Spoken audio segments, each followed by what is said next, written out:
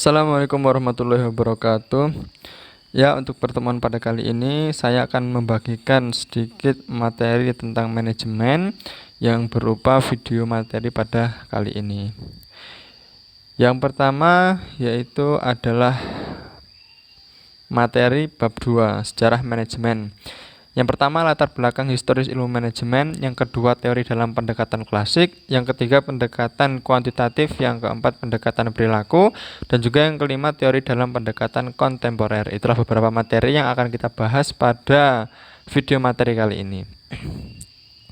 Yang pertama yaitu adalah latar belakang historis ilmu manajemen. Ilmu manajemen ini telah ada atau telah dipraktekkan sejak lama. Usaha-usaha terorganisasi yang diarahkan dan diatur oleh orang-orang yang bertanggung jawab menjalankan fungsi-fungsi perencanaan, penataan, kepemimpinan, dan pengendalian telah ada sejak ribuan tahun yang silam.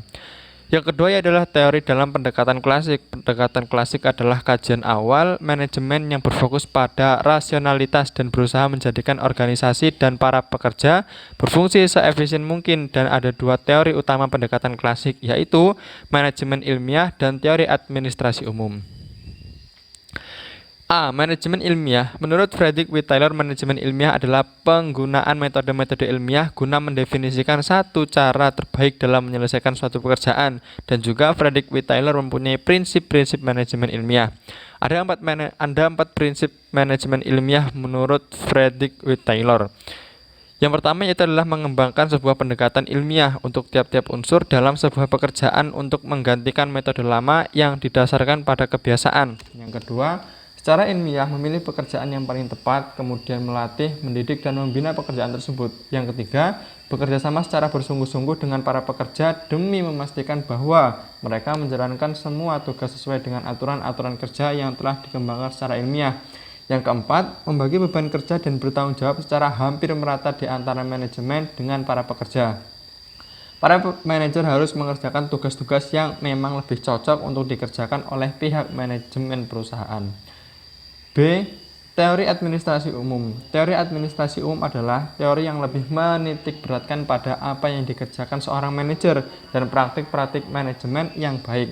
Henry Fayol mengembangkan 14 prinsip manajemen, yaitu aturan-aturan dasar manajemen yang dapat diterapkan pada segala bentuk organisasi dan juga sudah diajarkan pada sekolah-sekolah.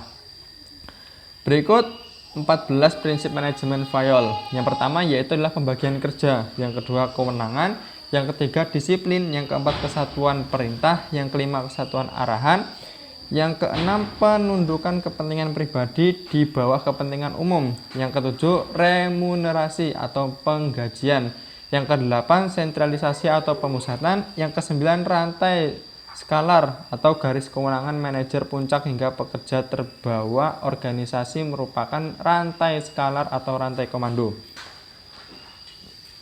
10. Keteraturan. 11. Keselayakan para manajer harus bersikap secara pantas dan adil kepada bawahannya. 12. Kestabilan posisi dan jabatan karyawan. 13. Inisiatif. Yang ke-14 semangat kerja atau semangat kekeluargaan. Pendekatan kuantitatif. Pendekatan kuantitatif adalah penggunaan teknik-teknik kuantitatif untuk membantu proses pengambilan keputusan, atau bisa disebut juga dengan manajemen sains. Pendekatan ini melibatkan penggunaan statistika, model-model optimasi, model-model informasi, simulasi komputer, dan berbagai teknik kuantitatif lainnya. Selanjutnya, pendekatan perilaku. Perilaku organisasi adalah bidang studi yang khusus mempelajari secara mendalam tindakan-tindakan atau perilaku orang yang bekerja dalam sebuah organisasi. Robert Owen, Hugo Masterberg, Mary Parker, dan Caster Bernard merupakan pemikir pendekatan perilaku. Kontribusi mereka memang sangat beragam dan berbeda, tetapi mereka semua meyakini bahwa manusia merupakan kekayaan atau aset terpenting yang dimiliki sebuah organisasi, sehingga harus dikelola secara baik dan benar. Gagasan-gagasan mereka kemudian menjadi landasan bagi praktik-praktik manajemen masa kini, semisal prosedur dalam pemilihan karyawan, program-program motivasi, dan bekerja dalam tim. Selanjutnya, teori dalam pendekatan kontemporer. Pendekatan kontemporer adalah ilmu manajemen yang mempelajari hal-hal yang terjadi di lingkungan di luar batas organisasi. Pendekatan manajemen kontemporer terdiri dari dua teori, yaitu teori sistem dan pendekatan situasional. Teori sistem. Teori sistem adalah sekumpulan bagian yang saling terkait dan saling bergantung antara satu dan yang lainnya, yang didata sedemikian rupa hingga membentuk sebuah kesatuan yang utuh.